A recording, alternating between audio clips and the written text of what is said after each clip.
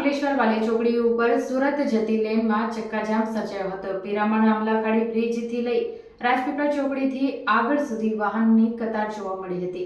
રવિવારના રોજ સવારે શરૂ થયેલા ટ્રાફિક સમસ્યા બપોર બાદ અશાંત કંટ્રોલમાં આવી હતી। આમલાખાડી બ્રિજને પર્યાય મળ્યા બાદ જ ટ્રાફિક સમસ્યાનો નિવારદો આવે એવી વાહન ચાલકોની માંગ કરી હતી। ખાડીના સાંકડા બ્રિજ અને અપ્રોચ રોડ અને હાઈવેના વાહન બ્રિજ પાસે જોડાણને લઈ સમસ્યા સર્જાઈ રહી છે।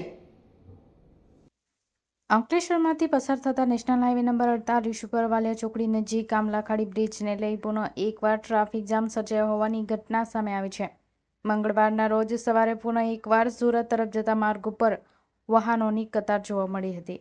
અંકલેશ્વર આમલાખાડી બ્રિજ સાંકડો હોવાને લઈને હવે વધુ પડતા વાહનો અવરજવર અને હાઈવે ઉપરના વાહનો સાથે વાલિયા ચોકડીથી અપ્રોચ રોડ થઈ હાઈવે ઉપર પ્રવેશતા વાહનોને લઈ બ્રિજના મુખ ઉપર જ વાહનો કતાર બ્રિજ પસાર કરવા લાગી જતી હોય છે, જેને લઈ બ્રિજથી રાજપીપળા ચોકડી સુધી છાસવારે વાહનોની કતાર લાગી જાય છે।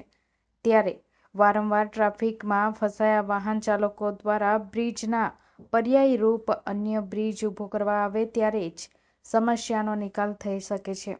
ત્યારે બ્રિજની કામગીરી ઝડપથી શરૂ કરવામાં આવે તેવી માંગ કરી રહ્યા છે।